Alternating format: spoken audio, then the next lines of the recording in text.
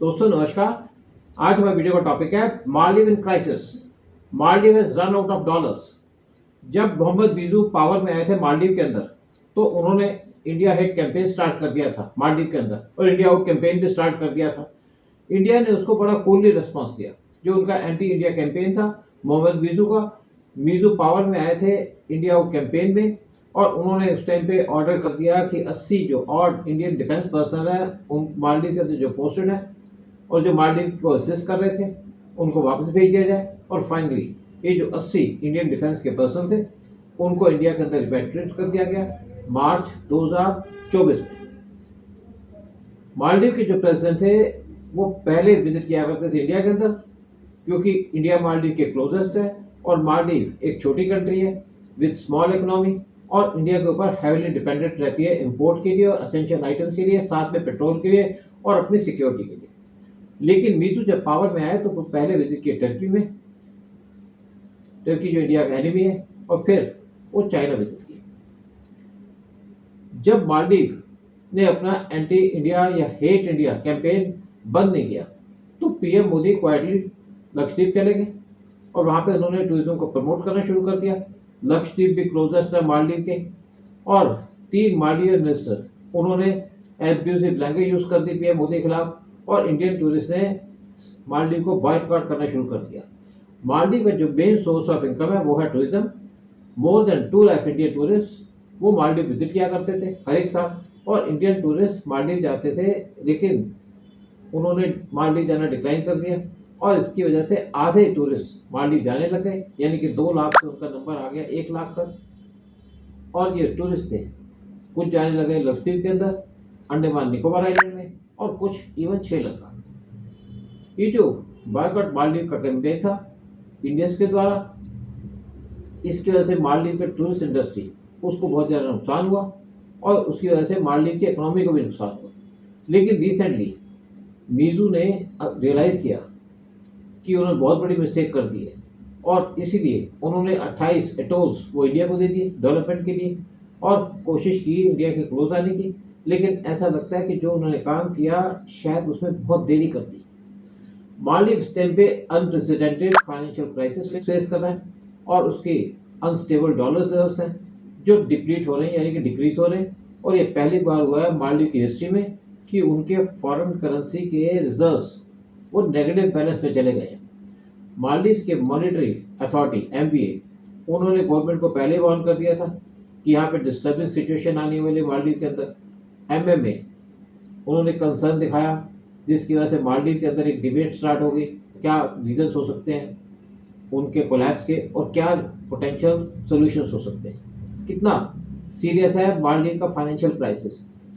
जो financial crisis है मालदीव का, उसको एक्सपोज किया मालदीव के मॉनेटरी अथॉरिटी एमएमए ने, और उन्होंने एक वार्निंग लेटर दे दिया मालदीव के फाइनेंस मिनिस्ट्री को, जिसके अंदर उन्होंने इंडिकेट किया कि मालदीव का यूजेबल डॉलर रिजर्व्स वो डेंजरसली लो आ चुके हैं और ये खत्म हो जाएंगे बाय द एंड ऑफ अगस्त। और साथ में उन्होंने रिपोर्ट किया, और ये रिपोर्ट दी गई बाय माले बेस्ड न्यूज आउटलेट अठारू।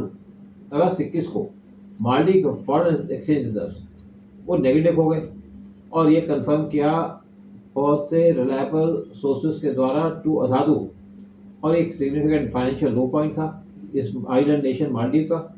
ये जो सीरियस सिचुएशन है मालदीव की फॉरेन करेंसी लेवल की, ये तब हाईलाइट हुई जब एक $25 मिलियन का ऑयल बिल आया, और उसकी पेमेंट की डेट दी गई थी सेम डे, यानी कि अगस्त 21 को। एक सोर्स जो क्लोज है गवर्नमेंट के फाइनेंसेस के, उसने कहा जो फॉरेन एक्सचेंज रिजर्व्स माइनस में पहुंच गए जब $25 मिलियन का ऑयल बिल आया, और ये पेमेंट किसी भी तरीके से डिले नहीं हो सकती थी। ये जो डिप्लीशन था यूजेबल फॉरेन रिजर्व्स का, ये बड़ा क्रिटिकल है for paying loans, financing essential imports, और covering overseas expenses for Maldivian students, जिसकी वजह से मालदीव की पोजीशन बहुत प्रिकेरियस हो गई और सीरियस हो गई। लेकिन किस वजह से ये डिक्लाइन हुआ? जो डिक्लाइन था रिजर्व्स के अंदर वो एट्रीब्यूट किया जाता है टू सेवरल फैक्टर्स, इंक्लूडिंग जो जरूरत है रीपे करने की loan, increase expenditure on oil और दूसरे एसेंशियल आइटम्स के ऊपर। एमएमए ने पहले ही मालदीव को वार्न कर दिया था कि उसको एडिशनल रेवेन्यूज लेने पड़ेंगे जल्दी से जल्दी इसी साल के अंदर, लेकिन गवर्नमेंट कैसे इस डिफिकल्टीज को फेस करेगी और कैसे अपने डेफिसिट बजट को मैनेज करेगी।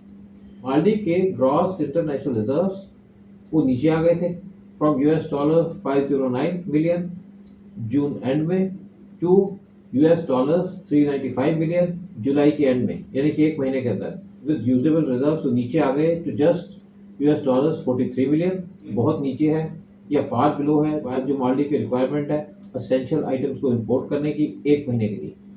इस सीरियस फाइनेंशियल सिचुएशन की वजह से मालदीव के बैंकिंग सेक्टर ने पहले ही ड्रास्टिक मेजर्स लेने शुरू कर दिए थे। तो बैंक ऑफ मालदीव BML उन्होंने डॉलर्स की ट्रांजैक्शन को रिस्ट्रिक्ट करना शुरू कर दिया और उन्होंने जो डॉलर ट्रांजैक्शन थी उसको ब्लॉक कर दिया विद रुपी कार्ड, और इसके ऊपर जो क्रेडिट कार्ड की लिमिट थी उसको डिक्रीज कर दिया टू $100 ओनली।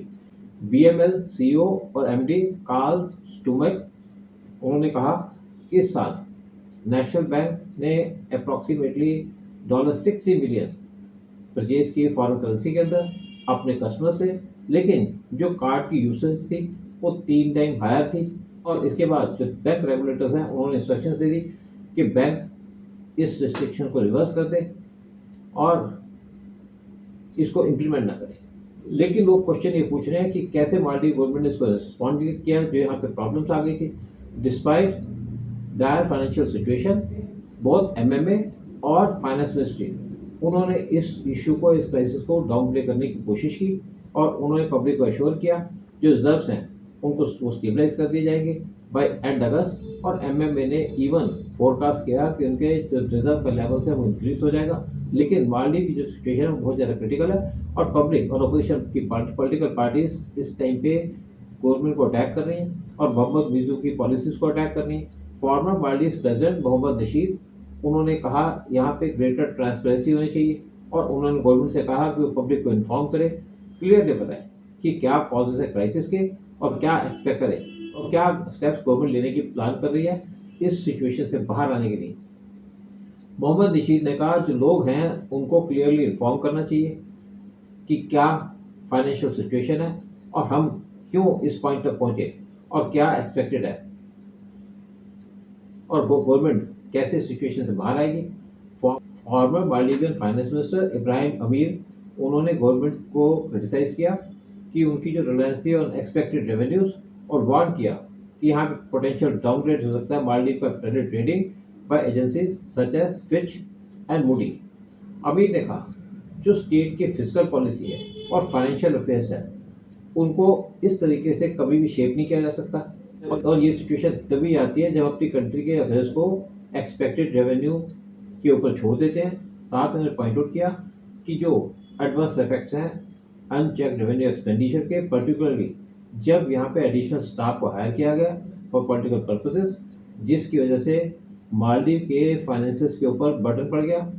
लेकिन मालदीव इस टाइम पे इस सिचुएशन को डील करने के लिए क्या कर सकता है।